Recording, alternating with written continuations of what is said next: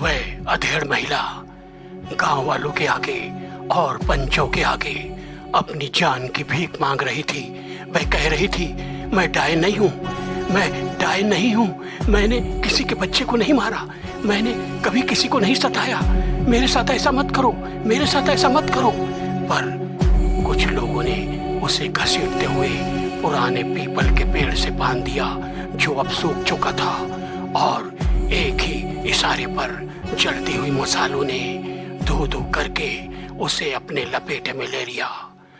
वह जलते हुए एक ही आवाज लगा रही थी, मैं तुम सबको नहीं छोड़ूंगी, सबका खून पी जाऊंगी, सबका खून पी जाऊंगी। तो दोस्तों, कौन थी ये महिला और क्यों सुनाई थी इसे ऐसी दर्दनाक सजा? सारी कहानी की स्थिति को जानने के लिए आगे बढ़ते हैं। आज की कहानी का नाम है रक्त पिशाचिनी। हम अंधविश्वास को बढ़ावा नहीं देते। इन कहानियों को आप सिर्फ मनोरंजन के तौर पर सुने, बच्चे इन कहानियों को ना सुने। मंगलपुर गांव में आज एक आपातकालीन बैठक बुलाई गई थी। गांव का मुखिया सामने खड़ा था, ठाकुर सामने खड़ा था, पंच बैठे हुए थे। सामने एक महिला को खड़ा किया गया था जिसके हाथ पैर बंधे थे और चिल्ला रहे थे, लोग इसे मौत की सजा दे दो, ये डायन है, यह डायन है। तभी पंचों ने दिखावा करते हुए उस महिला से कहा, तुम्हें अपनी सफाई में कुछ कहना है? उस महिला ने कहा, आप लोग तो मुझे जानते हैं, मैंने कभी किसी को नहीं सताया, मैं तो चुपचाप अपना जीवन बिता रही हूँ। मेरे पति ने भी मेरा साथ छोड़ दिया, बच्चे भी चले गए। अब मेरी जमीन पर कुछ लोग नजर गड़ाए हुए हैं, वे नहीं चाहते कि मैं जिंदा रहूं। मेरे मरते ही मेरी सारी जमीन जायदाद हड़प लेंगे, इसीलिए उन्होंने षड्यंत्र करके आप लोगों को मेरे विरुद्ध भड़काया है। मैं डायन नहीं हूं, मुझे छोड़ दो। पर उसकी कहाँ चलने वाली थी। उसका वही हाल हुआ जो मैंने आप लोगों को बताया। मरने के बाद कुछ ही दिनों में अमावस्या की काली रात आई।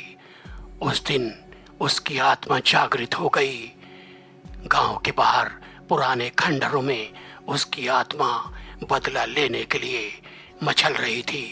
आसपास के प्रेत सब उसके साथी हो चुके थे। दिवाली की रात सब लोग दिवाली का आनंद लेके जैसे ही अपने घरों में लौट रहे थे, अचानक भयानक आवाजों से गांव गूंज उठा। ऐसी आवाजें जैसे कि भूतों की टोलियां चली आ रही हैं। वह रक्त पिशाचिनी अपने प्रेतों के साथ गांव में घुस गई और हाहाकार मचा दिया। एक एक को पकड़कर उसके प्रेत उनका खून चूसने लगे। तभी रक्त पिशाचिनी ने ठाकुर की हवेली पर धावा बोल दिया। एक ही झटके से दरवाजा धू धू करके चलने लगा। ठाकुर अपने हाथों में 2 नल्ली लेकर, राइफल लेकर जैसे ही बाहर आया, रक्त पिशाचिनी को देखते ही उसकी जान सूख गई। उसने अपने लठैतों को इशारा किया, पर उनकी लाठियों में आग लग गई। आगे बढ़ते ही रक्त पिशाचिनी ने ठाकुर की गर्दन पकड़ी और अपने पैने दांत उसकी गर्दन में कड़ा दिए और सारा खून चूस लिया। वही हाल उसके लठैतों का और उन पंचों का जिन्होंने इसके साथ में ऐसा विरुद्ध षड्यंत्र किया था। सबकी बुरी दशा एक ही रात में हो गई। दूसरे दिन सारे गांव में मातम छा गया। वे लोग डर के थर थर कांपने लगे जो लोग उसका तमाशा देख रहे थे। कुछ दिनों बाद एक फकीर उस गांव में आया। गांव वाले डर के उसके पास गए और कहा, बाबा हमारी मदद करिए, रक्त पिशाचिनी ने हमारे गांव को बर्बाद कर दिया है, वह सबको मार देगी, हमारी मदद करो। उस फकीर ने ध्यान लगाकर देखा और कहा, तुम सभी के साथ में यही होना था।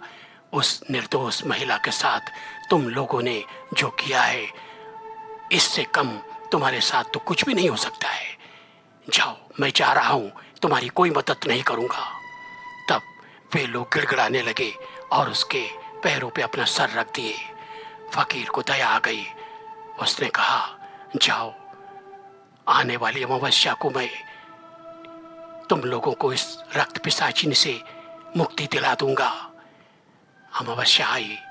फकीर उस खंडहर के पास गया जहां वह अपने प्रेतों के साथ निवास करती थी। उसने अपने गुरु को ध्यान लगाया और वहां पर बैठ गया। कुछ ही देर में रात गहराने लगी। भयानक आवाजों से जंगल थर्रा उठा। अचानक खंडहर के अंदर से प्रेतों की आवाज आने लगी और वे सब बाहर आ गए। तभी सामने फकीर ने देखा एक भयानक युवती जिसके मुंह से खून टपक रहा था। फकीर के सामने आके खड़ी हो गई और कहा, तू आया है मुझे रोकने के लिए, पर तू इन गांव वालों को नहीं बचा सकता। इन सब का खून मैं पी जाऊंगी। तब फकीर ने कहा, मैं जानता हूं तुम्हारे साथ अच्छा नहीं हुआ, पर तुम जो कर रही हो वो भी अच्छा नहीं है। तुम्हें इसका अधिकार नहीं है। इन लोगों को छोड़ दो, तुम्हारा बदला तो पूरा हो चुका है।